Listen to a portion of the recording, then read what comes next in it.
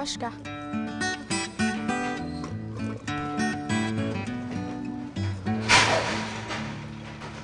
Kaska!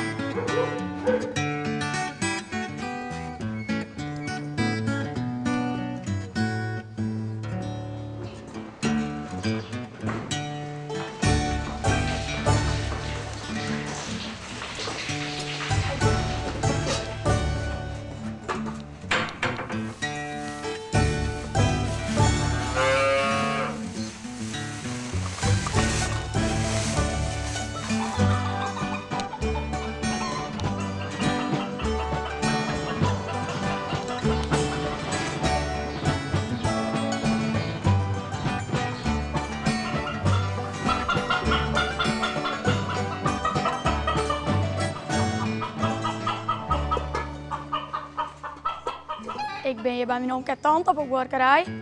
En ik doe hier altijd allerlei klusjes. En strontskouwen en zoals hier de keien, de kuil wat vastkappen. En ik ben ook altijd aan het ijszieken in de stal.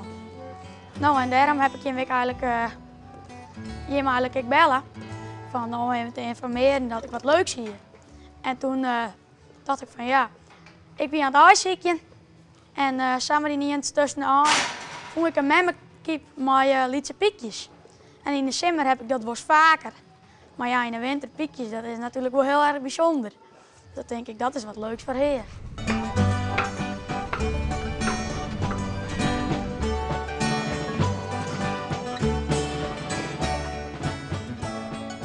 Hier zijn de piekjes. Want we hebben ze op een heerstelderfoon. En dan hebben ze, nou ja, ze zullen wel in een speciecup doen. Maar de memmenkip erbij en die houdt ze dan wat warm. Nou ja, ik zou ze wat eten, ja. Tjus, ze hebben nogal honger. Zeg maar, we hebben de piekjes nou. We zijn piekjes nou. Nou, ik zal er even hier proberen te pakken. Net schrikken, ja, want de man die zal boos worden.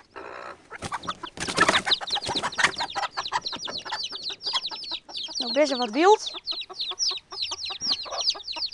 Maar alles voor heer. Heel iets.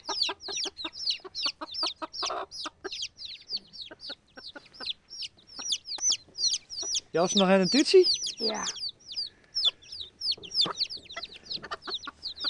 Dus dan kroepen ze wel weer onder de man. Dan krijgen ze het ook wel lekker warm. Maar dat ben je net bang, hè? Nee, nou ja. Ik ben wel gewend dat er me aanvleent. Want toen ze vond, toen dacht ik natuurlijk ook dat ik gewoon aan onderlijn. Dus ik draaide hem onder die kiep en wie liep pik pik. Ik denk, dit klopt niet helemaal.